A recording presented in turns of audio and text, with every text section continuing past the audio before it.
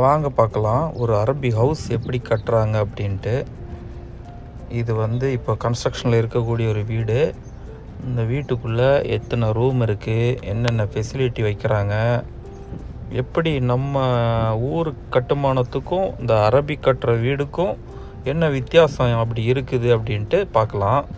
ஒரு வீடு கட்டி முடித்தா கண்டிப்பாக நம்மளால் உள்ளே போக முடியாது. இது கட்டுறதுக்கு முன்னாடி இருக்கிற ஸ்டேஜில் இந்த மாதிரி போய் எப்படி இருக்குதுன்னு ஒரு வியூ பார்த்துக்கலாம். ஃபுல்லாக ஃபால் சீலிங் ஒர்க்கு தான் கொடுத்துருக்காங்க. இது ஹாலு. இந்த ஹால் பார்த்தா நேராக ஒரு ஸ்டேர் கேஸ் போட்டிருக்காங்க. இந்த ஸ்டேர் கேஸ் பார்த்திங்கன்னா நம்ம ஊரில் இதே மாடலில் தான் இருக்குது, வித்தியாசம் இல்லை. ஸோ இந்த ஹால்லேருந்து லெஃப்ட் சைடு ஒரு பெட்ரூம் கொடுத்துருக்குறான். ஸோ இந்த பெட்ரூமு அடுத்தது போனால் இது ஒரு வாஷ்ரூம். இந்த பெட்ரூம் பார்த்திங்கன்னா ஒரு 2 பெரிய விண்டோ இருக்குது. ஸோ இதை முடிச்சுட்டு வந்தாங்கன்னா திரும்பி ஹாலுக்கு வரலாம். இன்னும் இந்த ஹால்லேருந்து ரைட் சைடு பார்த்திங்கன்னா அங்கே ஒரு பெட்ரூம். இது பார்த்திங்கன்னா ரொம்ப பெரிய ஒரு ரூமாக இருக்குது. ப்ளஸ்ஸு ஒரு பாத்ரூம், அப்புறம் அதோடு ஒட்டி இன்னொரு ரூம். இது கிச்சன் நினைக்கிறேன். இது ஒரு காமன் கிச்சனாக இருக்கும். ஏன் அப்படின்னா இந்த கிச்சன்லேருந்து வெளியில் பார்த்திங்கன்னா அவுட் ஹவுஸ் கட்டியிருப்பாங்க. இந்த அவுட் ஹவுஸில் தான் அந்த வீட்டில் வேலை செய்கிறவங்க, இந்த ஹவுஸ்மேடெல்லாம் இருப்பாங்கல்ல, அவங்களுடைய அக்காமடேஷன் இருக்கும். அது இவங்க கிச்சன் வரைக்கும் அவங்க ரூமில் தான் ஸ்டே பண்ணுற மாதிரி இருக்கும். ஸோ அவங்க ப்ரைவசியாக அந்த ரூமுக்குள்ளே எல்லாம் வர்றதுக்கு கொஞ்சம் ரெஸ்ட்ரிக்ஷனாக இருக்கும். இப்போது இந்த ஸ்டேர் கேஸ் வழியாக பார்த்திங்கன்னா மேலே போகிறோம். ஸ்டேர் கேஸ் ஆல்மோஸ்ட் நம்ம ஊர்லேயும் இதே மாடலில் தான் இருக்குது.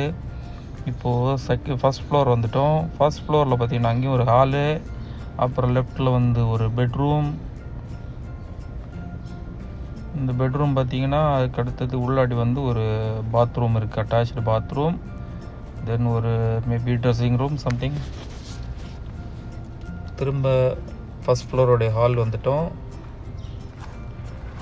அடுத்ததும் பார்த்திங்கன்னா சென்டரில் ஒரு ரூம் போட்டிருக்காங்க. அதுவும் ஒரு பெட்ரூம் மாதிரி தான் இருக்குது. ஒரு பெரிய மாஸ்டர் பெட்ரூமாக இருக்குது. எல்லா ரூமுமே மாஸ்டர் பெட்ரூம். நம்ம ஊரில் ஒரு பெட்ரூம் தான் மாஸ்டர் பெட்ரூமாக இருக்கும். மிச்சம் எல்லாமே கிட்ஸ் ரூமு, பெரியவங்களுக்குள்ள ஒரு ரூம் எப்படி இருக்கும். இங்கே எந்த ரூமை பார்த்தாலும் பெருசாக இருக்குது. இதில் எது மாஸ்டர் பெட்ரூம் சொல்கிறது, எல்லாமே மாஸ்டர் பெட்ரூமாக தான் இருக்குது. இது பால்கனி வியூ மாதிரி இருக்குது. பார்த்திங்கன்னா ஃபுல்லாக கவர் பண்ணிடுவாங்க. முடித்து பார்க்கும்போது பார்த்திங்கன்னா அப்படியே ஒரு பெரிய காம்பவுண்டும் ஃபுல்லாக கிளாஸ் எல்லாம் கர்டைன் போட்டு க்ளோஸ் பண்ணிடுவாங்க. ஆனால் நல்லா ஃபால் சீலிங் ஒர்க் மட்டும் கிராண்டாக இருக்குது. அது மட்டும் நல்லா தெரியுது. ஸோ இந்த வீடு இப்போ எடுத்துக்கிட்டால் ஒரு 50% ஒர்க்கு தான் கம்ப்ளீட் ஆகிருக்குது. ஸோ இதில் இன்னும் நிறைய வயரிங் ஒர்க் இருக்குது, பெயிண்டிங்கு, பூச்சி வேலைகள் இருக்குது, அப்புறம் ப்ளம்பிங் ஒர்க்குகள் இருக்குது. ஸோ இதெல்லாமே முடிக்கும்போது இன்னும் ஒரு 4-5 months ஆகிடும். ஸோ இதுக்கு மேலே நம்ம போகிறோம். மேலே கொஞ்சம் அன்சேஃபாக தான் இருக்குது. அதில் ஒரு ரூமும் மொட்டை மாடியும் கொடுத்துருக்காங்க. மொட்டை மாடியில் பார்த்தா ஒன்றுமே இல்லை, சுற்றி வான்வெளி மட்டுமே தெரியுது. அப்படி கவனமாக கீழே இறங்கி போயிடலாம். ஸோ இப்போ பார்த்தா தெரியுது, உங்களுக்கு ஒரு ஐடியா கிடச்சிருக்கும். பாருங்கள், இதுதான் அவுட் ஹவுஸ். இந்த அவுட் ஹவுஸில் அந்த வீட்டில் வேலை செய்கிறவங்க ஸ்டே பண்ணக்கூடியது. இது அந்த வீட்டோட அவுட் ஹவுஸ். அதாவது அந்த பக்கம் இருக்குல்ல ஒரு வீடு, அதுவும் அவங்களுடைய அவுட் ஹவுஸ். ஸோ இந்த மாதிரி தான் இங்கே ஒரு வீடு இப்படி தான் இருக்குது. ரொம்ப கிராண்டாக தான் இருக்கானா.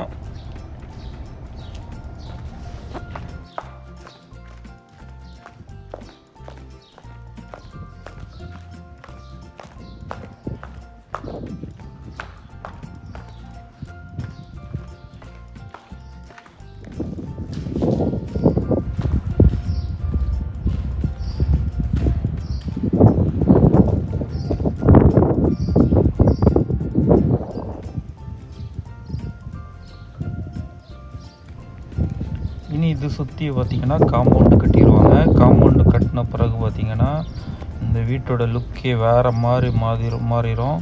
இன்னொன்று இதில் ஃப்ரண்டில் ஒரு மஜ்லிஸ் அப்படிம்பாங்க. அதாவது அரபி ஆண்கள் மட்டுமே உட்காந்து என்டர்டெயின் பண்ணக்கூடிய ஒரு சின்ன ரூமாக இருக்கும். ஸோ அந்த மாதிரி ஒரு ரூமை வந்து ஃப்ரண்டில் கண்டிப்பாக கட்டிடுவாங்க.